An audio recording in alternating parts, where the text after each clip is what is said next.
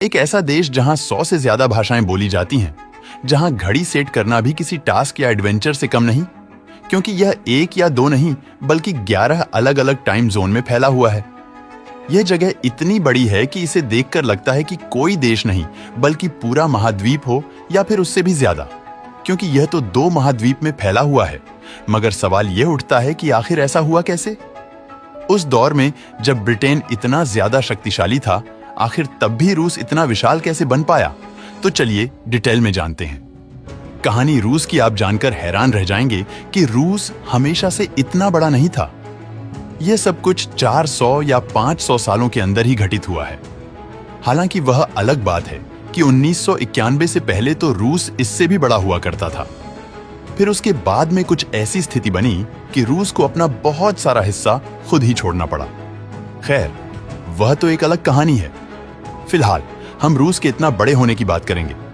मगर यह सब कैसे हुआ, यह समझने के लिए आपको इतिहास में जाना होगा। दरअसल इस कहानी की शुरुआत आज से 1000 साल पहले हुई थी।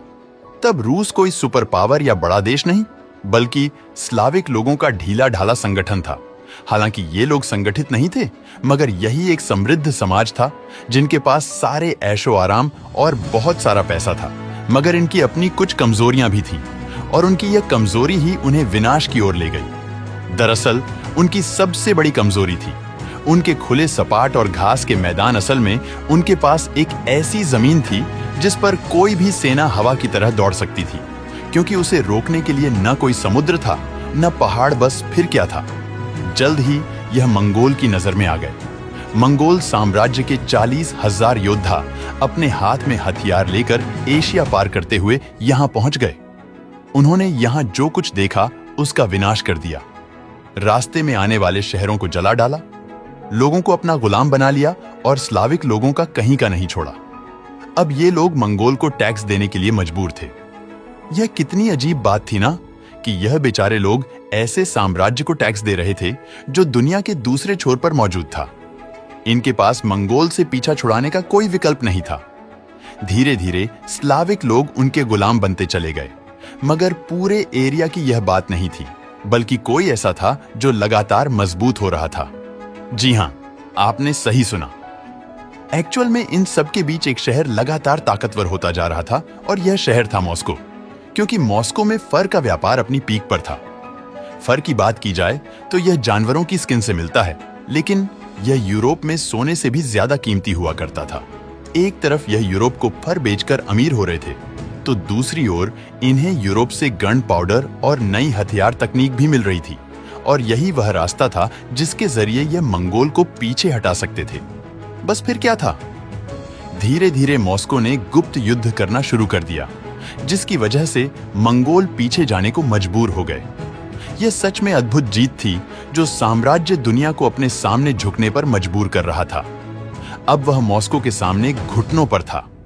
ऐसा लग रहा था कि मॉस्को ने खुद से वादा कर लिया है कि अब चाहे जो हो जाए, कोई भी हमें झुका नहीं सकता। मगर समस्या फिर भी वही की वही थी। उनके पास केवल खुले सपाट मैदान थे, कोई प्राकृतिक सीमा या रक्षक नहीं, जैसे भारत के पास हिमालय है।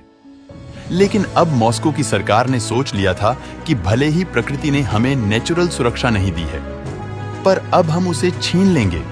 इसके लिए उन्हें पहाड़ और समुद्र जैसी प्राकृतिक सीमाओं की जरूरत थी। बस फिर क्या था? यहीं से शुरुआत हुई रूस की सबसे बड़ी यात्रा की, और यह यात्रा भी अपनी सीमाओं को इतना फैलाने की जिससे आज वह दुनिया का सबसे बड़ा देश बनकर हमारे सामने है। इसके लिए सबसे पहले रूस ने निशाना बनाया यूरोप को, जिससे कुछ पहाड़ अब रूस की सीमा में शामिल हो चुके थे। इन्हें अपनी रक्षा के लिए पहाड़ मिल गए थे।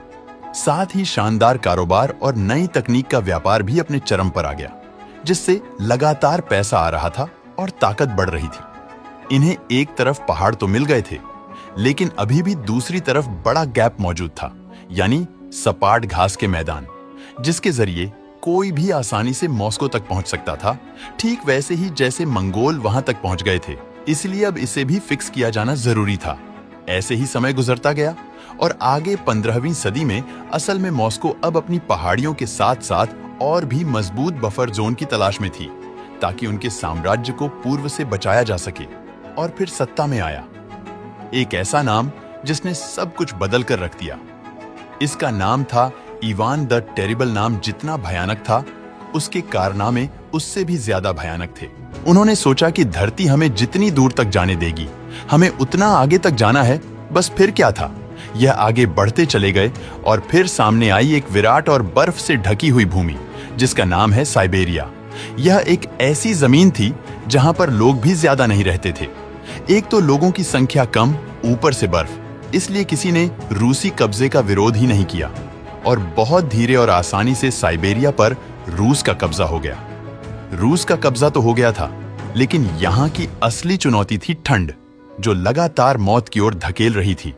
मगर फिर ठंड के साथ साथ इन्हें एक ऐसी चीज भी मिल गई जो इन्हें और भी शक्तिशाली बना सकती थी, और वह थी मोटी खाल वाले जानवर।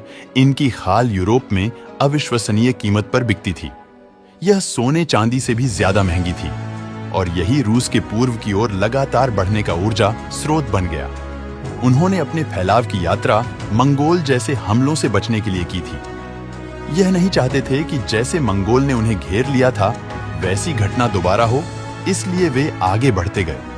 वे साइबेरिया पर ही नहीं रुके और प्रशांत महासागर तक पहुंच गए। प्रशांत महासागर यानी दुनिया का सबसे आखिरी किनारा। अब ये लोग मॉस्को से इतनी ज्यादा दूर आ चुके थे कि मॉस्को में बैठी सरकार को खुद भी नहीं पता था कि उनके लोग वहां पर आखिर कर क्या रहे हैं।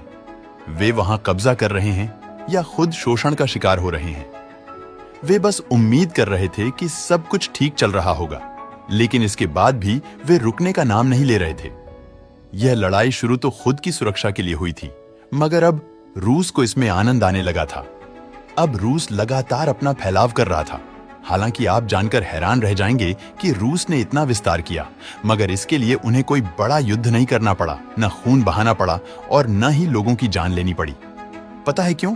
दरअसल ऐसा इसलिए क्योंकि जब रूसी खोजकर्ता दूरदराज के किसी शहर या इलाके में पहुंचते थे तो वे सीधे युद्ध नहीं करने लगते थे। इनफैक्ट जब वे किसी दूर की जनजाति या संस्कृति से मिलते तो पहले बात करने और समझाने की कोशिश करते थे, ताकि लोगों को आसानी से मनाया जा सके, और जब वे मान जाएं तो उन्हें साम्राज्य में शामिल किया जा सके।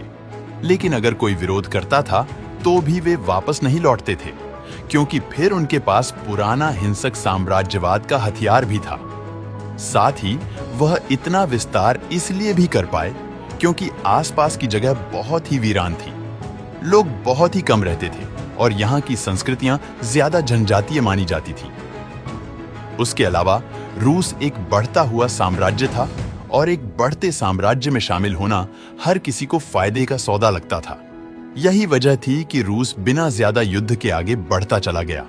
वैसे इसकी एक और वजह यह भी थी कि रूस ने लोगों को उनकी अपनी भाषा, संस्कृति और पहचान के साथ अपने में शामिल कर लिया था। रूस ने कभी भी अपनी संस्कृति और भाषा को दूसरे लोगों पर थोपने की कोशिश नहीं की थी। अगर आज के रूस की बात की जाए तो यह केवल एक विशाल भूभाग नहीं है, बल्कि यह 85 हिस्सों में बंटा हुआ एक कन्फेडरेशन है जिसमें 22 रिपब्लिक हैं। ये अपनी आधिकारिक भाषा और अपनी विधानसभा रखते हैं और केवल रूस के अंतरराष्ट्रीय मामलों से ही जुड़े हुए हैं। यानी आप कह सकते हैं कि इस बड़े से देश के अंदर 22 छोटे छोटे देश अपनी अलग पहचान के रूप में मौजूद हैं। इसके अलावा रूस में कुछ ऐसी जगह भी हैं जिनके बारे में शायद आपको पता नहीं होगा, जैसे कि साखा गणराज्य। अगर साखा गणराज्य की बात की जाए तो रूस के सुदूर पूर्व में 31 लाख वर्ग किलोमीटर का एक विशाल इलाका है। इसका टाइम जोन मॉस्को से 6 घंटे आगे है। आप जानकर हैरान रह जाएंगे कि यहाँ के लोग बाकी रूसी लोगों की तरह बिल्कुल नहीं दिखते। ऐसा इसलिए क्योंकि इनके पूर्वज उत्तरी साइबेरिया की तुर्किक जनजातियों से आते हैं। इनके पास अपनी अलग भाषा और संस्कृति है। साखा गणराज्य की राजधानी है याकुत्स्क जी। हाँ, यह वही शहर है जिसे दुनिया का सबसे ठंडा शहर माना जाता है। यहाँ पर हीरे मिलते हैं और इसका अंदाजा आप इस बात से लगा सकते हैं कि दुनिया के 25% हीरे यहीं से आते हैं। इसके अलावा एक ऐसी ही जगह है दागिस्तान। दागिस्तान का मौसम गर्म और सुखद है। यहाँ पर 13 आधिकारिक भाषाएं बोली जाती हैं और कई गैर आधिकारिक भाषाएं भी मौजूद हैं। इसकी आबादी की बात की जाए तो यह रूस के बाकी हिस्सों से बिल्कुल अलग है। क्योंकि यहाँ पर लगभग 83% आबादी मुस्लिम है। अब आप समझ ही सकते हैं कि रूस के अंदर बहुत ज्यादा विविधताएं हैं। इतनी ज्यादा विविधताएं और इतना बड़ा आकार होने के बावजूद यह देश एक है। हालांकि मदर अर्थ यानी प्रकृति ने सालों से इन लोगों की संस्कृति को मिटाने की कोशिश की है, मगर इसके बावजूद भी ये आज भी एक साथ हैं। वैसे आपको क्या लगता है? हमें कमेंट करके जरूर बताइएगा।